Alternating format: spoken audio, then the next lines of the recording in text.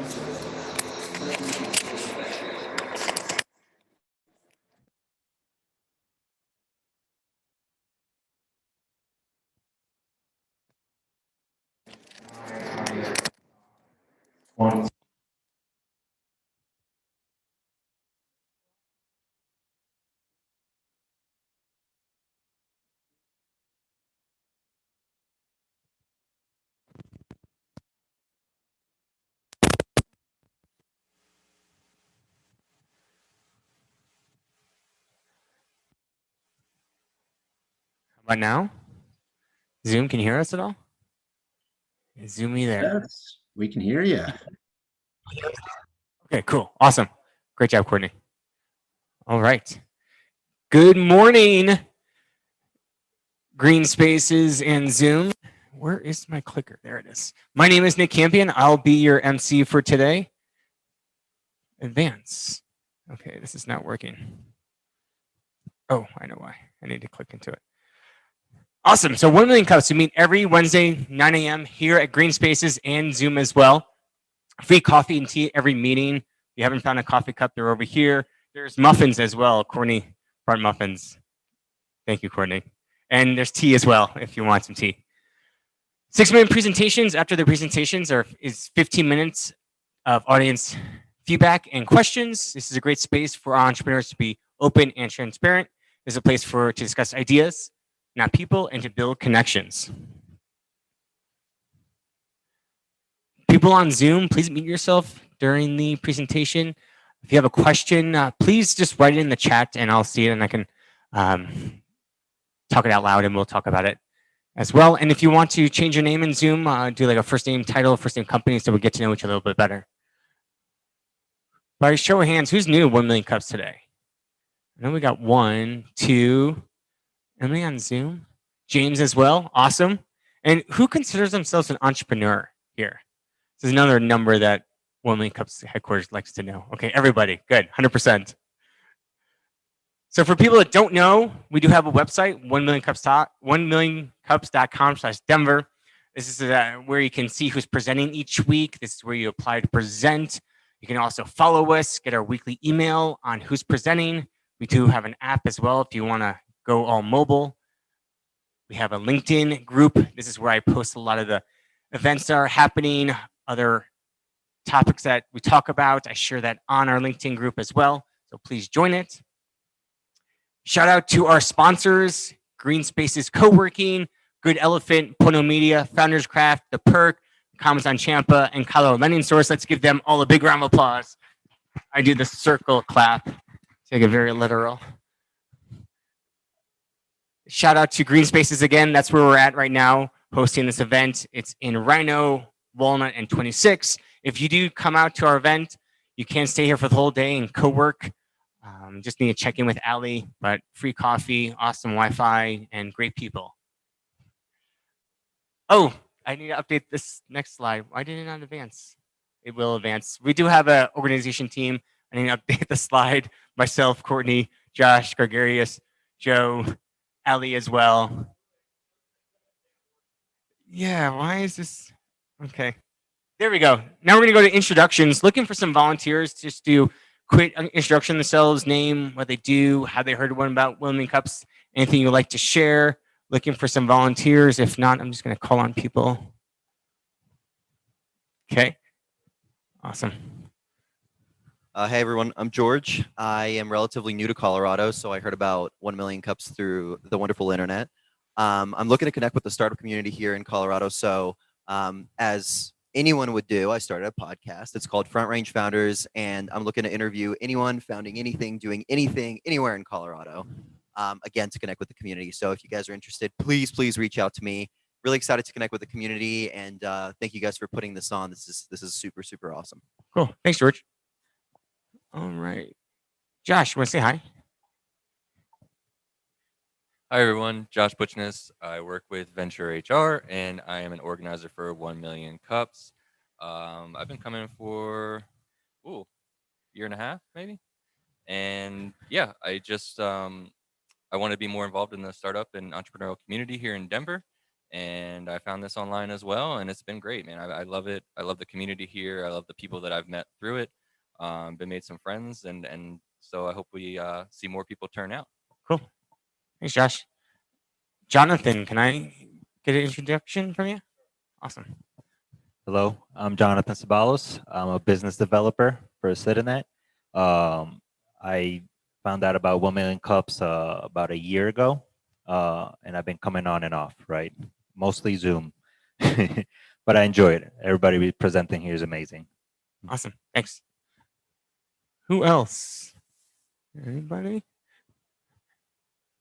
Okay, well, we'll move on since we're running a little bit late. Turn this off. Later today, we're going to do some community announcements. So if there's any events you might want to share, start thinking of what you might want to say. Before we get into our presentation for today, I just want to let you guys know that the presenters are here for your feedback. So during their presentation, think of one piece of feedback you might want to give or a question. The more dialogue we have, the better this event is. So let's move on to our presentation, which is Pathloom. Pathloom is the first all-in-one app for outdoor trip planning. We're on a mission to get more people outdoors more often by helping hikers, campers, and outdoor enthusiasts discover unique outdoor places and more easily plan their trips. Let's give a big round of applause to Ankit and Pathloom. Test. Way close. Hello. Yeah. Hello. Okay, there we go.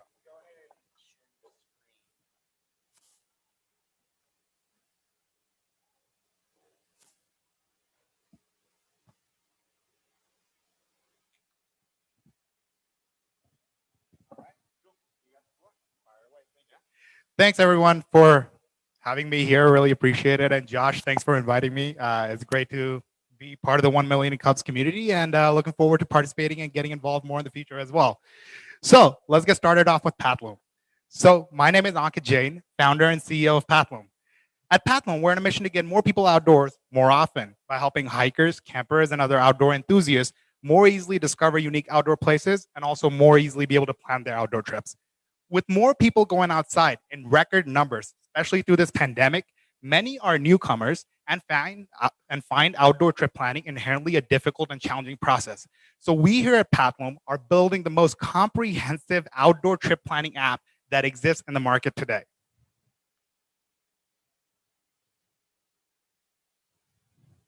So a little bit about myself.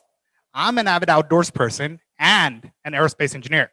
I'll speak to my outdoors background first. I've been traveling to the Himalayas ever since my childhood, going to altitudes of nearly 20,000 feet, some of the most remote regions in the world. And that's what really got me into camping, hiking, backpacking, through hiking, off-roading. Honestly, anytime I can spend in nature, I love taking that opportunity.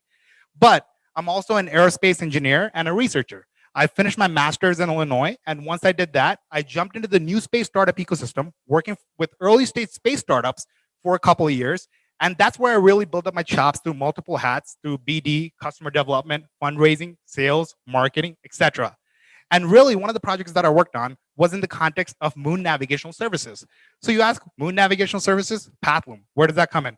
Well, it's all about the data, GIS, and unique expertise that we're building into the space that doesn't exist today. And that's what really makes Pathloom uniquely positioned to succeed in this market. So we're looking at $1 billion market opportunity. If you consider the TAM for outdoor US B2C outdoor apps, we're looking at $6.6 billion, and we're targeting 100 million SOM over the next 6 years with 2 million customers. And this is, again, the serviceable, obtainable market. So why the outdoors and why now? Well, pre-COVID, outdoor activities were already trending upwards, where essentially it accounts for 2.2% of the US annual GDP. It's an $887 billion consumer spending market annually in the US, and it's growing at a 60% faster rate than the overall US economy. In fact, more than half the American population participated in the outdoor recreation industry since the past decade. And this consumer behaviors in the space is really shifting and changing, where, well, the space is diversifying in younger generations, such as millennial participation, which, as you can see in the first chart in 2018, new campers. Second chart really shows the diversification by ethnicity in this space, where for the first time in the US outdoor recreation industry, non-Caucasian groups dominated the majority of newcomers in this space. And finally, there's record number of women participating in this space and spending more than ever. But during COVID, we've seen a surge in demand for the outdoor recreation industry, where almost everybody went outside. And 1/3 of these were newcomers into the space. In fact, according to a AAA survey, it was recently indicated that nearly half of the people that had their trips postponed or canceled due to the pandemic are replacing those trips with some kind of a camping trip instead. And major media outlets like Forbes and New York Times are all highlighting how camping is becoming more popular than ever. And this is something that's going to stay. It's not something that's going to go away. In fact, majority of first-time campers are likely to go camping again, according to a KOA report as well. So what's really the problem? Well, discovering and planning a trip in the space has been frustrating. The information is scattered all over the place. It has outdated user experiences, which everybody hates. There is really, you end up in these kind of crowded places, which really take away from the outdoor experiences where somebody goes outside. You see Rocky Mountain National Park, Yosemite, Glacier National Park. All these three have implemented reservation systems to even enter the park now. And this is due to overcrowding. It's not due to the pandemic, it's due to overcrowding now. And that's really intense to see. And this is the image that kind of really highlights how frustrating this process can be, overwhelming this process can be, and especially for newcomers, they don't even know where to start. It's really a barrier to entry from that perspective. And we surveyed internally with our 3,000 plus waitlist subscribers, what are the most challenging processes of outdoor trip planning? And these are some of the things that they highlighted. Again, also major media outlets are highlighting how this industry is being overcrowded and most people are just ending up in very popular or crowded places rather than utilizing the vast resources that we have in America. So what's the solution? Well, Pathloom. We are the most comprehensive and all-in-one app in this market today. When we consider the space, we're really looking at the world of outdoor trip planning here, or the world of trip planning in general, where in the horizontal axis going to the right, you have smart trip planning or aided trip planning. On the left side, you have manual trip planning or unaided trip planning. In the vertical axis going upwards, you have outdoors focused travel. And at the bottom, you have non-outdoors focused travel, such as trips to Napa Valley, wine tours, Disney World, etc. So where Pathloom lies is at the forefront of these two spaces. And we do have competitors in the space, such as the Dirt, Outly, and Road Trippers, and more recently, Onyx, which is a new brand that just came out in the space. And where we really differentiate from these brands are the following. The Dirt, they're all about campgrounds. They're essentially trying to become the Yelp for campgrounds. And that's what they are. They don't have hiking trails. They don't have any other outdoor activities in their application. Outly, they're very much catering to the traditional hunting and fishing demographics in the US, which is what's very different than the market that Pathloom is focused on, which is this emerging market being largely dominated by the newcomers in the space, such as millennials, more diverse ethnic groups, and women. And Onyx falls into this category as well, as the same as Outly. And finally, Road Trippers, they're great for planning a trip to Napa Valley or any other kind of road trips, but it's really not an outdoors focused travel app, which is where we differentiate from them again. Here's what some of our early adopters are saying, where essentially the convenience of just needing one app is amazing, and some other things there as well. And I'd be happy to show a demo to anybody interested of what the application would actually feel like, look like, and the user experience for that. So our product is designed to be as simple as discover, plan, and go outdoors. And we're currently having more than 215,000 campsites and more than 45,000 trails all across the US, spanning across national parks, national forests, BLM lands, state parks, county local parks, etc. And really, this is a PWA, or a mobile and web responsive app, and we're already in the process of building out our native mobile application as well. Our business model initially, we're going for a freemium model from a B2C perspective, where the basic features such as using our general filters, browsing the map, or using our manual trip planner for short duration trips, those are free. But we also have a subscription model where we have $29.99 a year or $4.99 a month. And that's for more advanced overlays such as weather, cell phone coverage, etc. Also being able to use our smart trip planner, which is really our proprietary algorithmic-based recommendation engine where you simply put in, hey, I want to go backpacking for 3 days. And you put in other preferences that you may have for that trip. And we generate entirely machine curated itineraries that best match your need. We're not doing anything manual here. This is all about tech and data, utilizing that to really move this industry forward from that perspective of things. There's some additional revenue markets here. I'll skip this slide. In terms of our timeline, really, I founded the company in August of 2019. And since then, we've gone through a pre-seed accelerator program, Founder Institute in Silicon Valley, and really focused in our product market fit iteration in Silicon Valley itself, where we did various test cycles, such as we did an alpha test with sub-100 group of users. We also did a concierge MVP service where I manually planned trips for folks from A to Z, and they gave us an exit interview once they took that trip with that itinerary from there. And finally, we also did a lot of customer development cycle interviews in general, over phone calls, videos, Zoom sessions, coffee, etc. And since then, we've really come a long ways where we went live with our early beta app in October 2020. And that's where we had 300 plus people admitted to that beta. And we raised our first pre-seed round, or the first tranche of our pre-seed round, in early this year. And we reached our first 3,000 plus consumers on our wait list just in the last month. We actually just wrapped up the Moose Jaw Outdoor Industry Accelerator, which is Walmart owned, and it is the second largest retailer in the country for outdoor recreation. And that's why I'm here in Colorado. I've been here in beautiful Colorado for the past 8 weeks, and it's been awesome. Spent some time in Gunnison. It's been amazing. Highly recommend getting out to Crested Butte if you guys haven't been that way. But essentially, we've also were featured in Startup Grind, 5% of companies out of 3,000 plus companies, and we just did that last week as well. And now we're really gearing up for some major product launches and moving towards our native mobile application as we move along in the process here.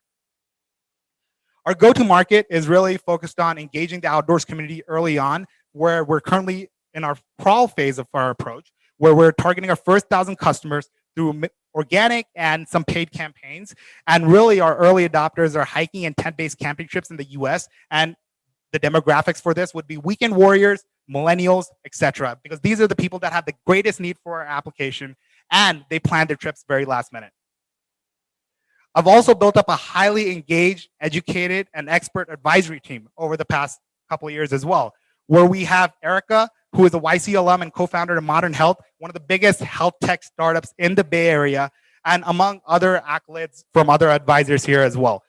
obviously folks who have had also multiple exits through previous startups such as Jim Chapel. And these are folks that I work with on a weekly and bi-weekly basis, and they're very highly engaged and supportive in where we're going. So what makes Pathloom unique? Our partnership with Moosejaw is very exclusive. In that sense, we're the first tech company that is partnered with Moosejaw in the space, and they are going to be providing us outlets to acquire more users as we move ahead. We're going to be in their stores across the country in QR checkout processes. We're also going to be doing social media campaigns with them. We're going to be hitting their 500,000 plus responses email hit list that they have.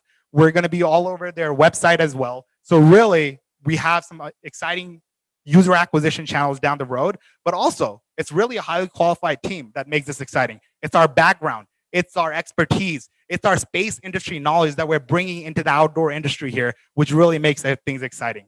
And we've also had traction being featured in Gear Junkie, which is one of the biggest magazines in this space, and other kinds of forums as well.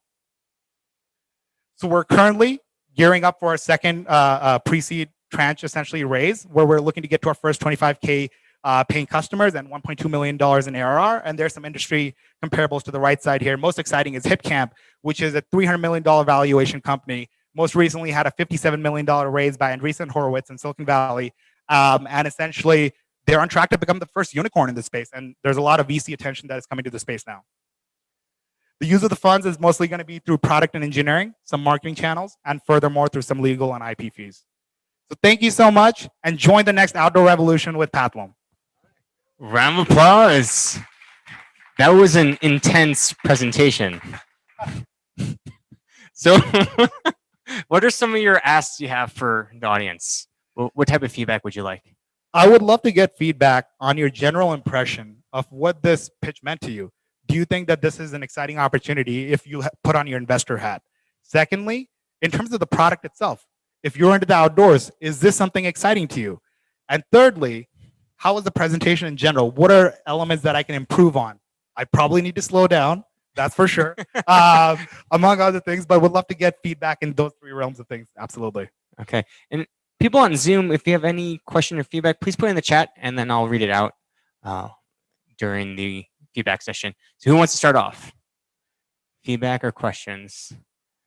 All right, let's start off with Joe.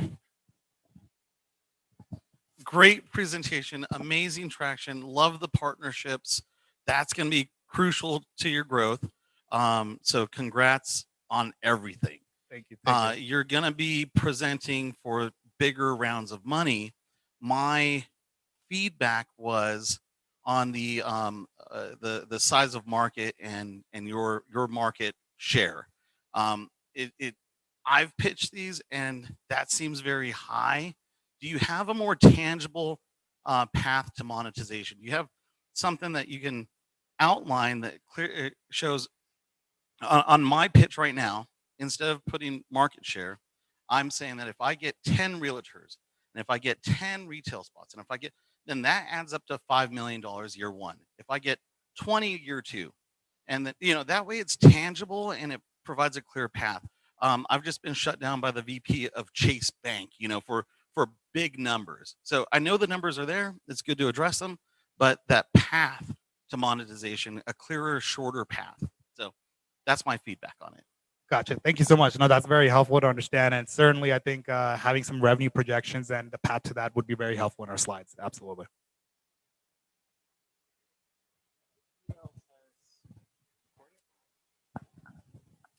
I also think the presentation is full of data. My personal investment strategy is all about passion though. So I would say my feedback is I know why the market needs it. I know why the investors might want to invest in it, but if I'm ever going to invest, I care about why you love it. You know, you mentioned a little bit at the beginning, like I'm also an outdoor enthusiast or something like that, but I think there's probably a story locked in your heart besides just the screenshot of the screen of the pain that you felt and how excited you are. You know, it comes through just in the way that you talk. But I think most startup people, I want it to feel like it's your actual child, that you would lay down in traffic for this child so that I understand that passion. And if it's just because you want to make a lot of money, that's totally fine. That's a good reason to do things, but just really bringing that to life and maybe just starting with a picture of you and being like, here's who I am and let's get real for a second.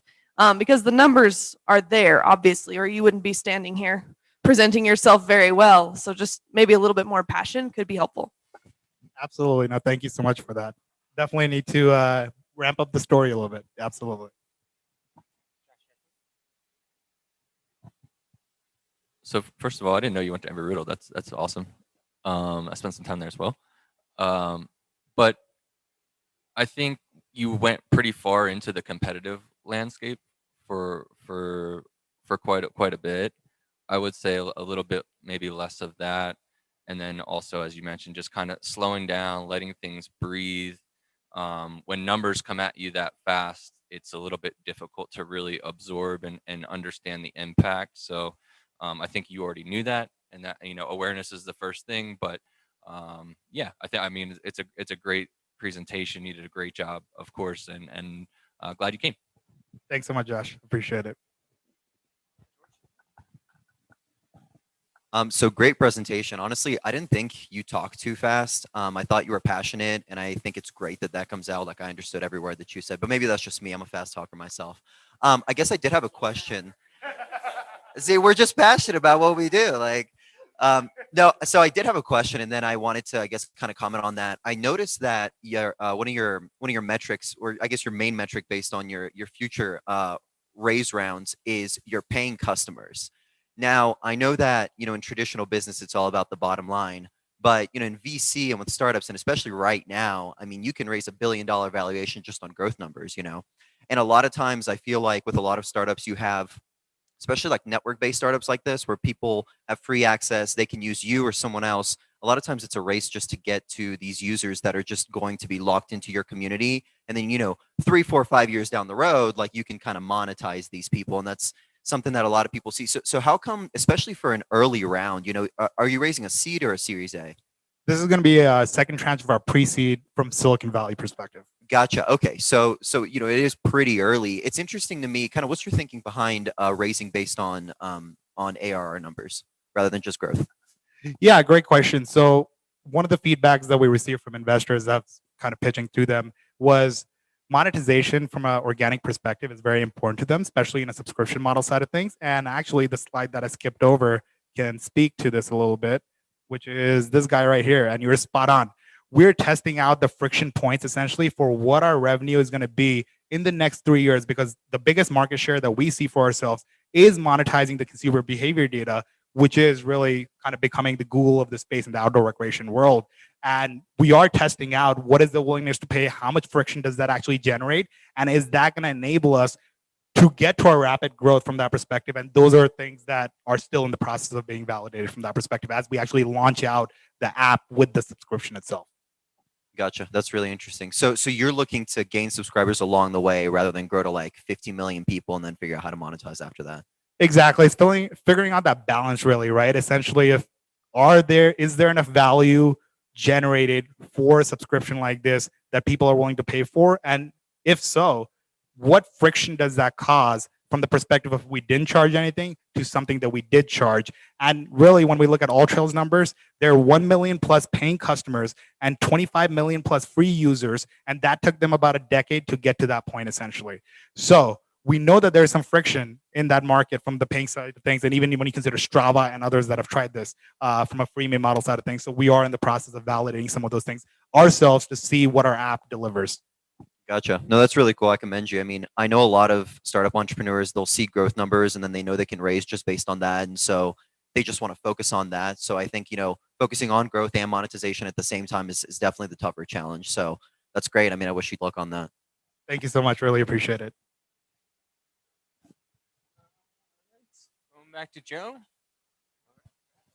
So on the growth aspect, so I find that a lot of this is referral based, just naturally in the world. Hey, I'm going to go hiking. People post things on groups, and it becomes a very social aspect versus like I want to go on a trip or book a hotel in Vegas. I'm going to go on like TripAdvisor or different things like that. So are people is the growth model that you're employing, are you doing a model similar to like Kayak and booking and that sort of thing, or are you leveraging that social referral market and building in a social aspect to your growth? Absolutely, the social side of things. I mean, we're trying to make this app highly social, and we're tapping into essentially what Strava has done from a community perspective of how you can build up a network of enthusiasts for a specific activity within the space itself. And that's really, we have various elements where throughout the app, you can invite friends to the trip, you can share itineraries, you can have people RSVP to itineraries. So, really, the trip collaboration part of things becomes very important from that referral mechanism perspective. So, you're spot on. Have some questions on Zoom that I'll read out. The revenue model, what is your expectations for free versus paid? Great question. So we're roughly looking at to get to it's roughly about a 10% conversion rate, and that's kind of an industry benchmark. So essentially, to get to our first 10K paying customers, we're going to need to get to roughly about 100K free users. Paul says, great presentation. How do you plan on collecting the data for the trails? How do you plan on updating trail updates, etc.? Another great question. That's my bread and butter. That's what I do. I mean, I help mission planners plan missions to the moon, and my research was in spacecraft entry. Planet, but exactly. And there's not so much data available that you have on the Earth. So we have already integrated 60 plus data sources into our system. And with that, we're processing them and running various algorithms to generate unique data sets that are exclusive to Pathloom. And that's where we're really building up our IP and trade secrets as well from that perspective of things.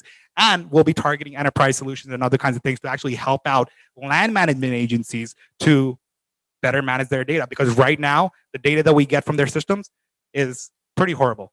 Okay. It's not fun to work with. I'd love to hear about the name. How'd you come up with it? That's a funny story. So if you guys are familiar with handy looms, weaving together different fabrics to create amazing fabrics, right? From that perspective of things. Well, Pathloom, we're weaving together different paths to create amazing outdoor experiences for you.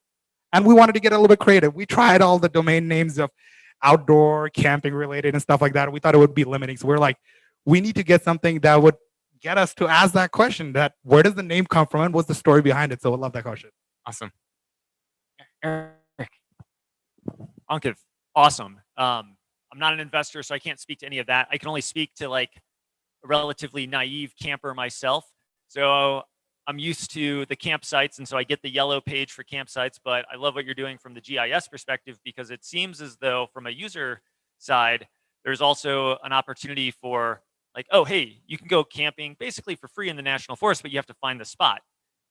The opportunity for finding different spots, different like uncharted campsites, if you will, seems huge and right up your alley. And I'm assuming you're already going down that path, but I love it. So exactly. Dispersed camping. I mean, that's the kind of person I am. I often take off maybe every 2 weeks, going somewhere in California. Amazing opportunities out there to hit up national park. I'm sorry, national forest, BLM lands, essentially, to get out. I hate going to crowded places. It feels like when there's a campsite, somebody right next to you with an RV and a generator going, it's like, why am I out here kind of situation, right? And when you experience something like dispersed camping, it's just a whole different experience. And last summer, in fact, I did the 170-mile through hike of Tahoe Rim Trail around Lake Tahoe. And that was essentially over 11 days, which was an amazing experience altogether. So I'm getting more into like through hiking and more backcountry stuff. And that's kind of the natural evolution in this process. Absolutely. I'll have to admit, I'm a big free campsites.net user.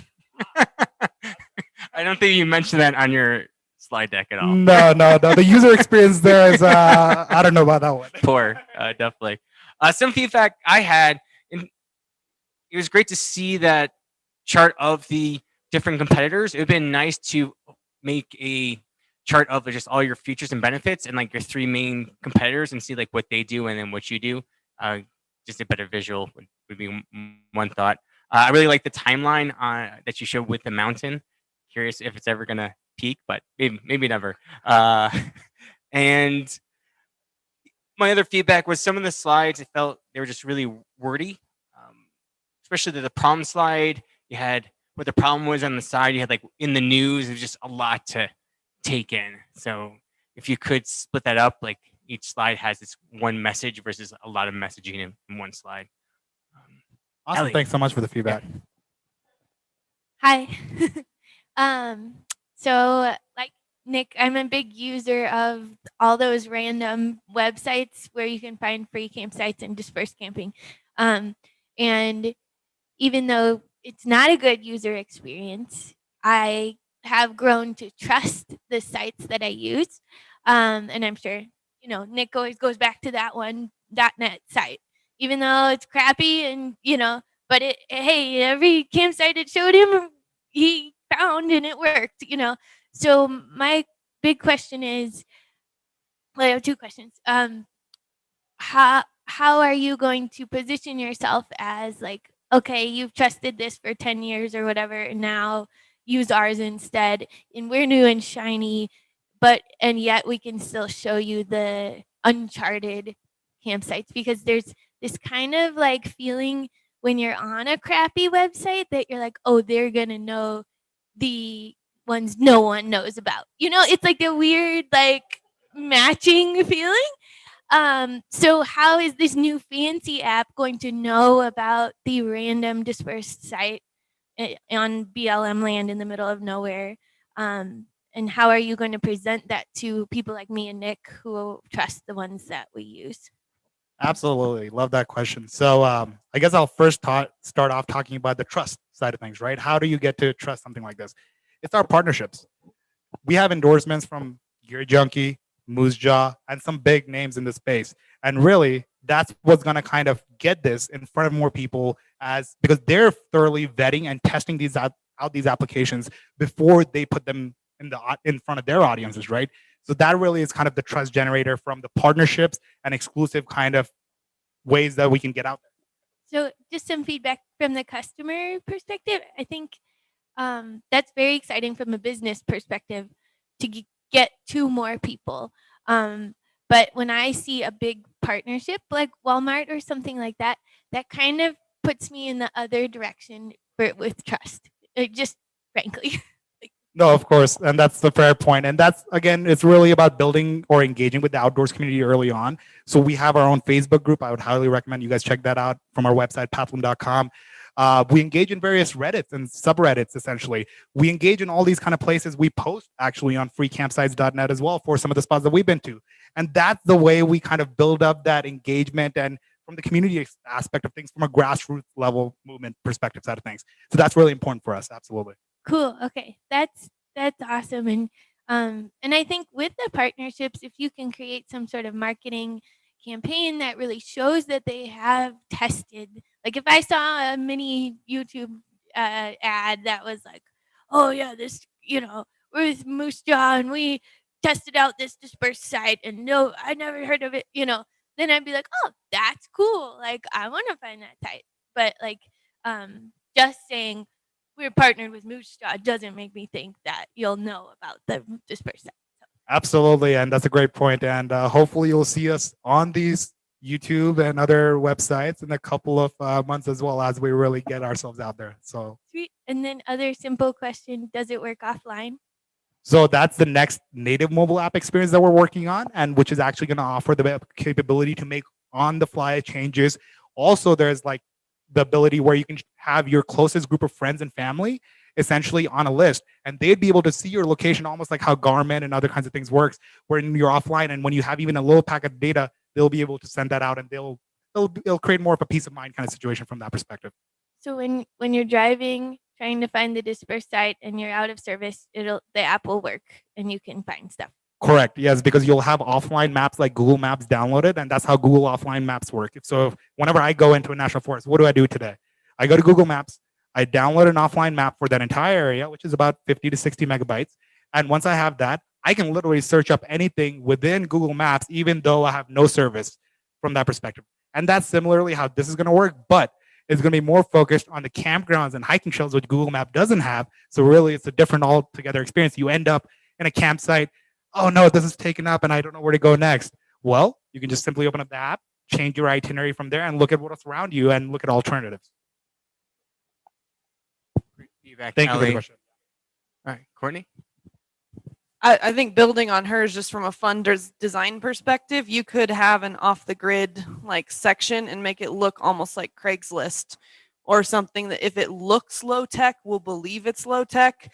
And you could even do things like how many like people are viewing this right now and restrict it so that only 10 or 20 people can get in there. And like you could do fun things like that that'll make the general public sheep feel like they're the only ones that are going to see that. You know, so if you look up and you're like, "Oh wow, only 2 people are viewing this site right now, like I better hit that up."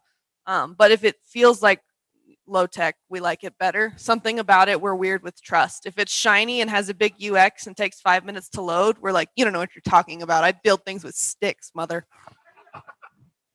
Love it, love it. No, and love the feedback and the ideas there. Actually, you might see that in our application down the road. Yeah. I'll be short. Yeah, building on Courtney again. I would. I know that it's exciting the numbers to investors and on a business standpoint, but to your customers, they're people like us who want to be alone, like you, and so being careful of those proof. What's it called? The social proof type things where if I look at a dispersed site and it tells me there's 12,000 people looking at this site right now, I'm like, oh shit, like this isn't what I'm looking for, you know? So Absolutely. No, love that. And that's certainly something that we are already in the works on and kind of thinking about heat maps essentially of like how hotels.com does it. How many people are currently viewing this camp or this hotel? I'll just leave it to that. Okay. All right. Going to the back of the room, Nicole. Hi, sorry, I was super excited to come for your whole presentation, but unfortunately I got tied up. But my big question is the more and more, especially how kind of cool your technology is, and that will help people find these dispersed sites. What are you doing environmentally? Because that is a really big problem right now. People are leaving trash, they're, you know, all of human waste, all of that. Are you going to be doing anything to help promote the environmental and sustainability? Because that's a huge problem for like, I've been dispersed camping and backpacking my whole life. And now all of our secret spots are taken. And then when you go find your secret spot, it is now trashed. So that's my huge question for you. And if you're not doing anything, please do something. Absolutely. No, love that question as well. So I think there's 2 elements to that. One is the fear of my secret spots are being taken up. And the second is environmental concerns. So I'll speak to the first of, essentially secret spots being taken up. We at Pathloom firmly believe that there should be equitable access to nature and it should not be limited to word of mouth. And that's how the space has really not been diverse in the past. And that's what we're trying to change here is to diversify the space and enable more people to get outside and enjoy the beautiful spots that you and I enjoy that we've been doing for years. But it's just based on word of mouth or hours of research. And it shouldn't be that way from that perspective of things. So that's the first element. Second element, absolutely. Second element from the perspective of environmental sustainability side of things. Why is there so much litter? Why is there so much human waste? Why is there so much overcrowding? Why are there random, trash, plastic, water containers, trash bags being left out? It's not that people are arrogant. It's more that they just don't know. Like there's a lot of newcomers in this space and they don't know what to do with their trash. They come out doing a barbecue and they say, where do I leave my trash? I don't have space in my car to take it. They were unaware before they even got there, essentially, from that perspective of things. And that is something that we're looking to change absolutely, which is education through our platform. So anytime you plan a trip, there's a whole checklist of dispersed camping. If you're going there, these are things you should be aware of. And we connect people to the relevant leave no trace principles and other kind of things ahead of them. So we're very much with the philosophy of leave no trace or even leave it better behind from that perspective of things. And that's something that we're integrating into the app experience 100%.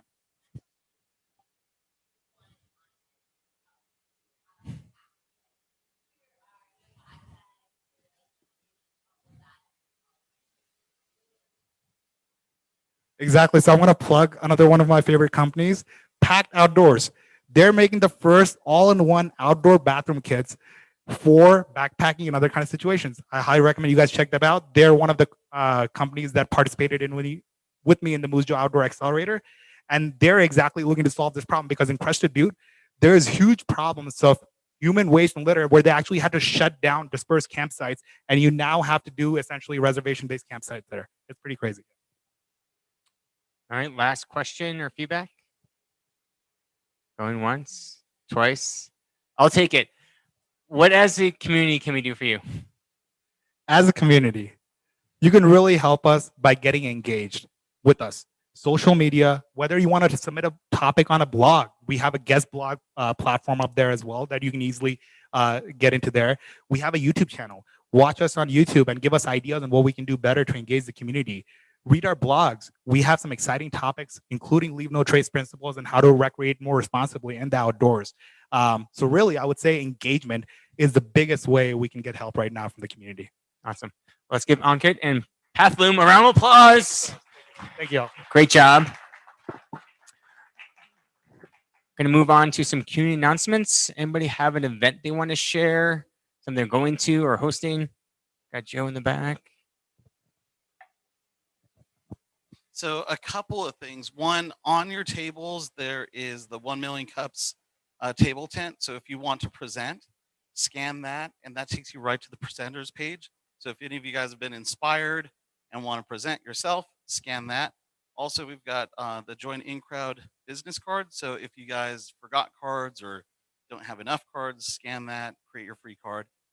On the 27th, I'm hosting Restarting the Startup Community at Commons on Champa. That is a bunch of leaders in this space, from co-working spaces to tech stars, to all coming together to, in an open forum, to brainstorm how do we restart this. We've never been in this space before.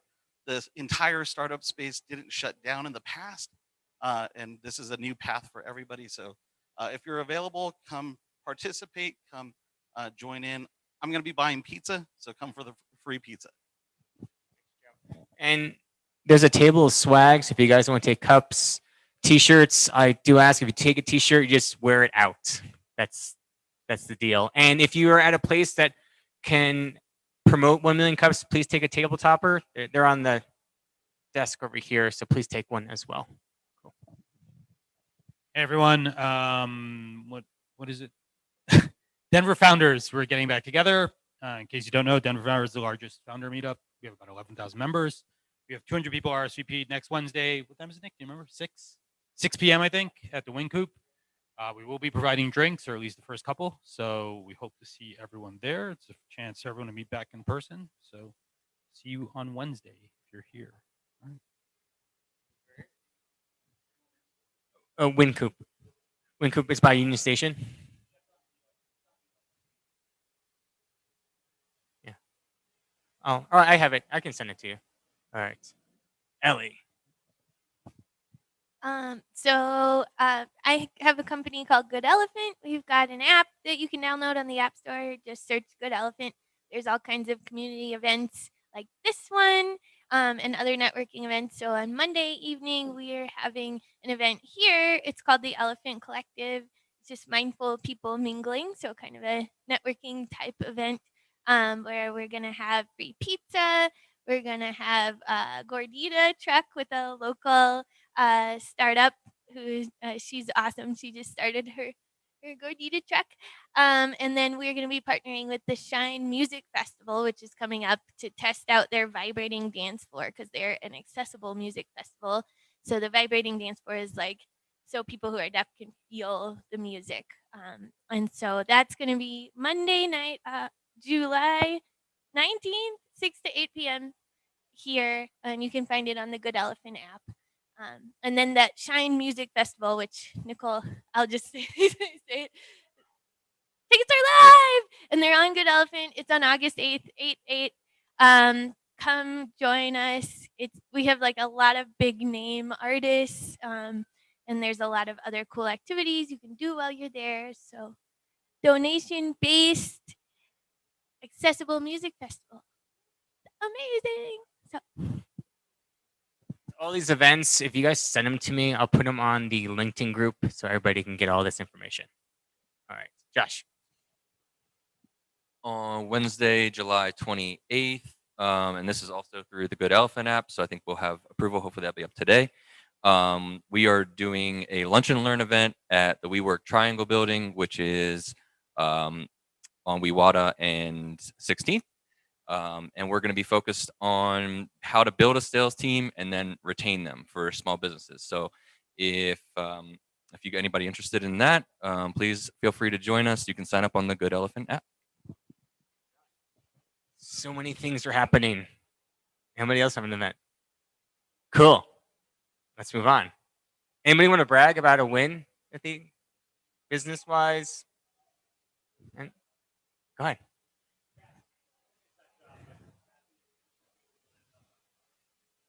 Awesome. Great job. Clap, clap, clap, clap, clap, clap, clap. Courtney, you have something to brag about? Good job. All right. Anybody else want to brag? It's a safe space to brag. Okay. Today's the 14th. So join us next week, the 21st. We'll be here at Green Spaces and Zoom as well. Just a reminder, everybody here is awesome. Keep on being awesome. Thank you so much for coming out. If you want to know more, go to our website, 1millioncups.com/Denver.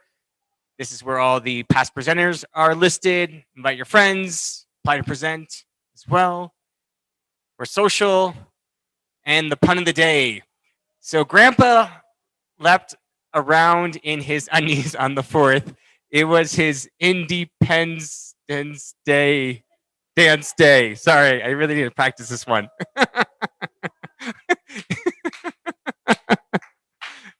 Cool. Got some claps. Well, thanks for joining us, guys, this week. Stay and hang out. We'll be here for at least another half hour, just hanging out, have some more coffee, take some swag, and I'll see you guys next week. Round of applause for everybody. All right.